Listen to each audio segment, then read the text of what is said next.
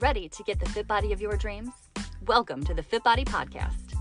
I'm Lohre, an IFBB fitness pro, certified personal trainer, and nutrition coach. Back in 2004, I created one of the world's first online personal training programs and have helped thousands of women transform their bodies and their lives online ever since. I've been featured in fitness magazines worldwide and even competed on American Ninja Warrior. But my passion is helping women love both how they look and how they feel through balanced workouts and healthy eating. Welcome to the FITBODY podcast.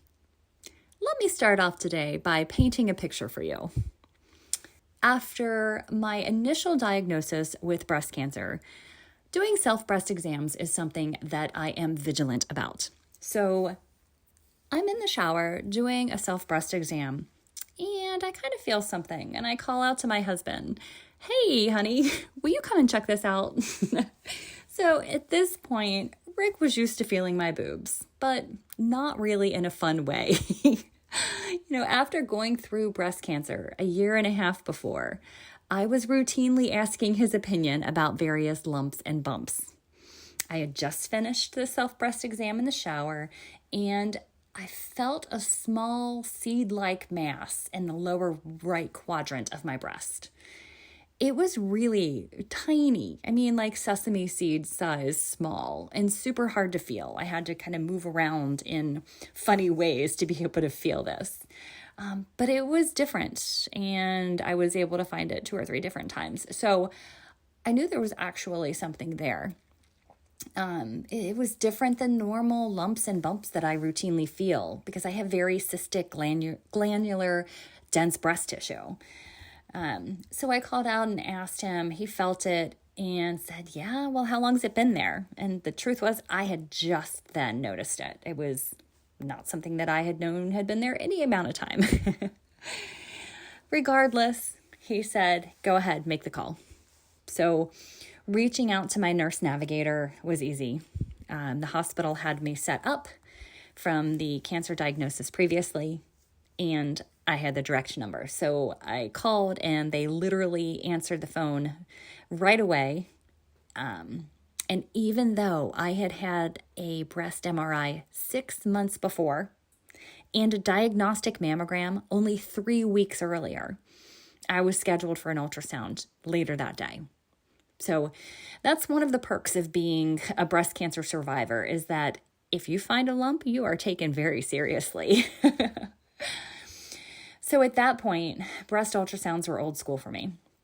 I had been through more than 10 in the last couple years, really, and knew exactly what I was looking for. So when the sonographer placed the transducer down, I could tell there were multiple breast cysts, which are normal and for me. And so it was kind of hard to find this really small sesame seed sized lump. But she did. She eventually found it. It was small, but it was definitely there. And as she's wrapping up this ultrasound, I just had this nagging feeling in my stomach. And so I asked her, I said, can you go ahead and also check this other spot at the top of my breast? I think it's just a muscle knot. So I felt like I had a knot at the top of my pec, like at the base of my pec muscle at the top of my breast. Really right at the junction. I had lifted chest. I had worked out. So I thought it was a muscular knot. But it had been there for a while. So she went ahead and put the transducer down, and seeing that lump under ultrasound makes me want to cry right now, but my heart really did skip a beat. So normal cysts or fibroadenomas, they are clearly circumscribed. They have those tight edges and fluid-filled centers.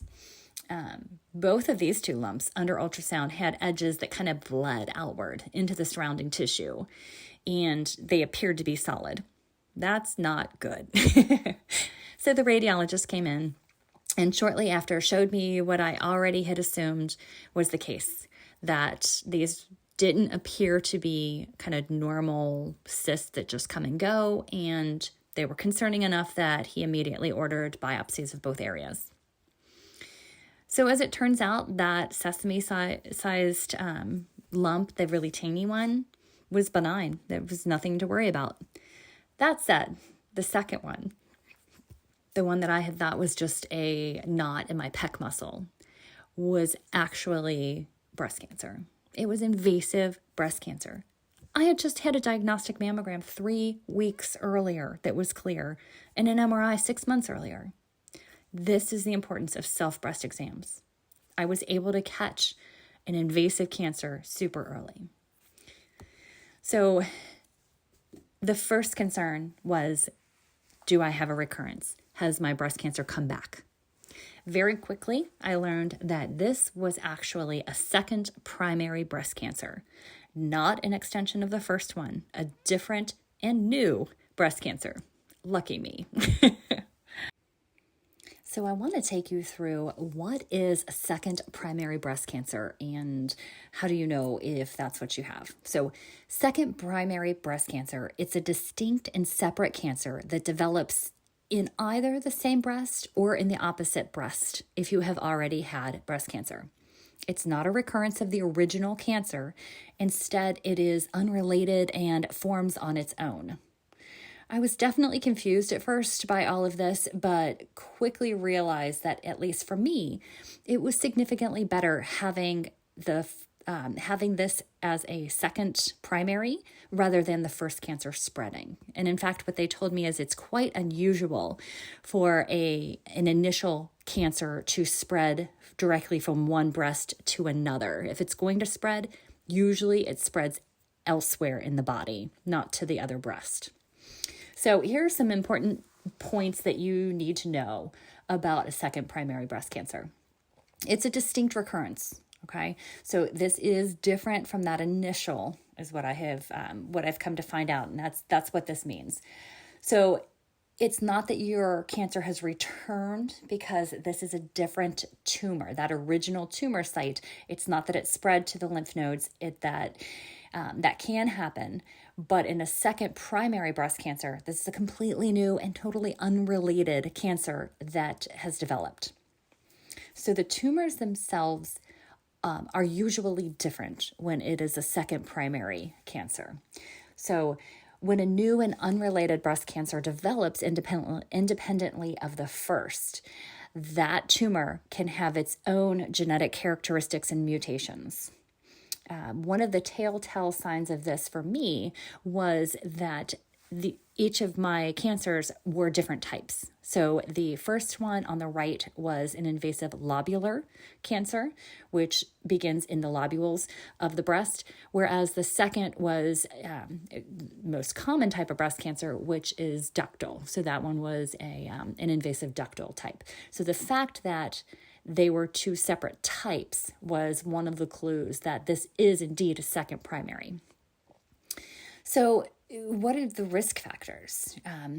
Your risk factors for developing a second primary breast cancer are really similar to developing a first breast cancer. So genetics, hormonal factors, environmental exposure, lifestyle choices, all of the things that caused that first cancer for you are things that can cause a second new cancer.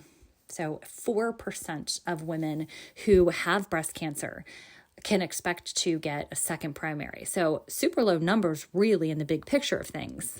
Lucky me. So what do? Women who have had breast cancer before, they're closely monitored. And like I talked about in the beginning, I was taken very seriously anytime I had a lump, and every woman should be. But when you've gone through breast cancer and you kind of know what you're feeling, you can more clearly articulate to your medical team. And so going through the surveillance and the monitoring and still sticking with your self-breast exams makes a huge difference. So making sure you're attending your follow-up appointments and doing all of the imaging and lab tests is critical. So when you have a second primary breast cancer, you go through a whole separate treatment. So you're going through a biopsy again.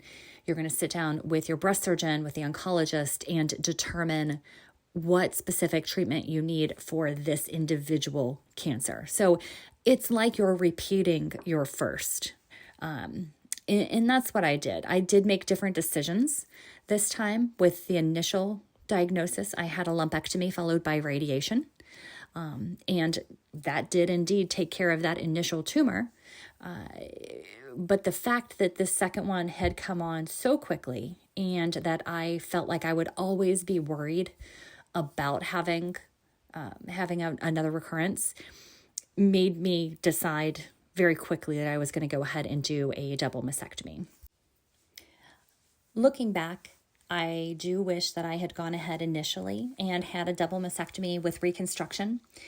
Because I had the lumpectomy followed by radiation, it made the reconstruction portion after my double mastectomy significantly more risky. In fact, I have been given a 50% chance that my implants will fail, primarily by skin necrosis. So the skin ends up dying because the skin has been affected by radiation. Luckily, by the grace of God, so far, so good. I am 6 months into my implants being placed, and things are going pretty well. I have some fat necrosis, but so far, my implants seem to be okay. Not pretty, but there. So I just feel very grateful to have quickly had both of these cancers taken care of. And I will forever be vigilant with self-exams still, because even though I've had a double mastectomy, it is possible, because there are still some a very small amount, but there still are some breast cells there. So I encourage you, if you are going through all of this, be very connected and communicate clearly with your team. You need a team surrounding you. You need a medical team that's going to be there for you and walk you through this. People with the heart of a teacher who are going to wrap their arms around you and help you through this process. So, all right, that is all for today. So I appreciate you joining me for this episode of the FITBODY podcast. And if you have more questions about anything women's fitness or health related, please reach out and let me know, or drop your comments, and I will answer questions in future podcasts. Thank you for joining me on the FITBODY podcast. Looking forward to sharing more health and fitness information with you soon. Want more information about my online personal training for women or the world's best supplements and protein powder? Check out fitbody.com for more info.